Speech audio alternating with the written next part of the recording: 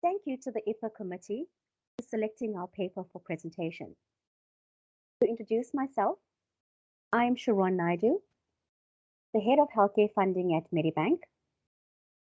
My career has been largely focused on healthcare analytics and strategy, with over 15 years of experience in the healthcare sector, with both a local and overseas context. I have a special interest in value-based healthcare and creating models that create a win-win situation for patients, providers, and funders to not just value, but shared value. I have a master's qualification in health economics and a Bachelor of Science. The title of my presentation today is An Innovative Funding Approach to Improve Rehabilitation Outcomes. This paper reviews trends and variations in private inpatient rehabilitation activity as observed by an Australian health insurer. With recent shifts towards rehabilitation in the home and value-based funding, this was an ideal opportunity to consider ways to improve variation in length of stay, utilization, rehabilitation setting, and outcomes across various hospitals in Australia. We present our case study where we incentivize better outcomes through a value-based funding model. You will note from the graph on the right, our performance on outcomes of care, denoted by firm efficiency, is currently below the AROC benchmark, which includes both private and public hospitals. Firm efficiency is basically the composite of two important metrics: firm improvement or firm gain, expressed over the length of stay. So the objective or target for hospitals is to get the most improvement over the shortest length of stay.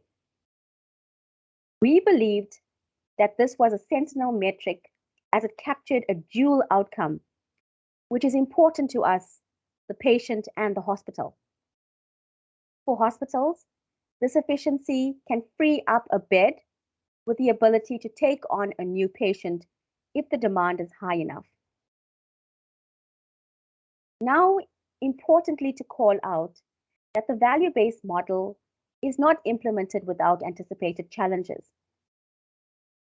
Some of these improvements require process improvements across the clinical pathway.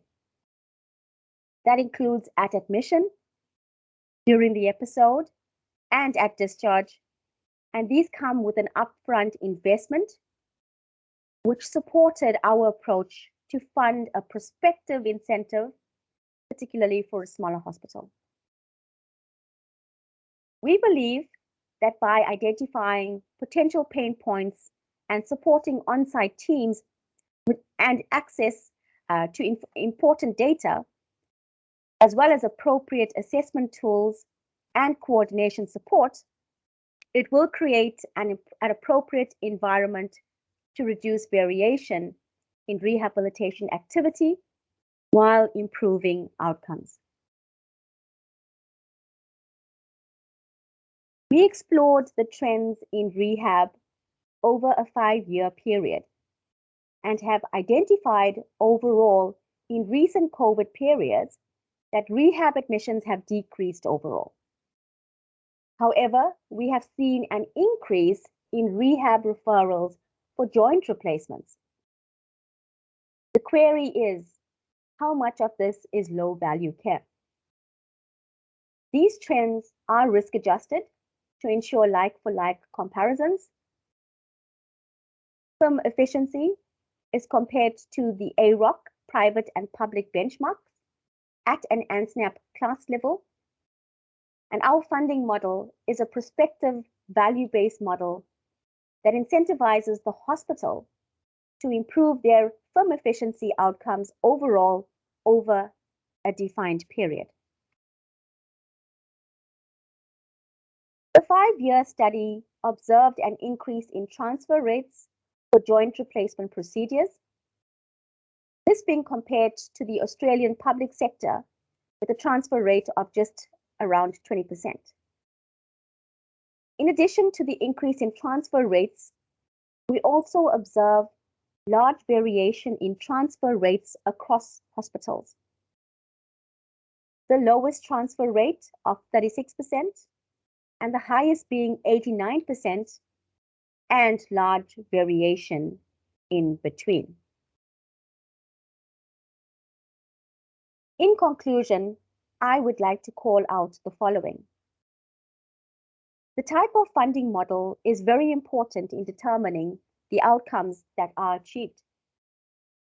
Whilst per diem and bundled models are effective in controlling costs, and the latter, costs and utilization, they are not very effective in controlling clinical outcomes.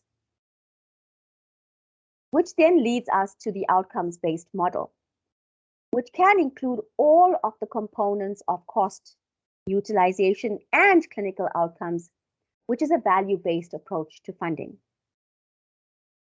Conceptually, this model is very effective. However, there are numerous challenges in building a value-based model. This will involve collaboration with the provider and their clinical team to reorganize their service model to deliver the objectives of the value-based model. This may include investment in training and systems to enable more effective team-based approaches to service delivery, further investments into data collection and data analysis to ensure timely access to improvement results. We do not underestimate any of these challenges and have partnered with a willing rehabilitation hospital to jointly develop and implement a value-based model that can be tested in their facility. This model is a prospective value-based model, which essentially means that the improvement incentive is paid upfront, and the hospital has an agreed time post the implementation to meet with the target set.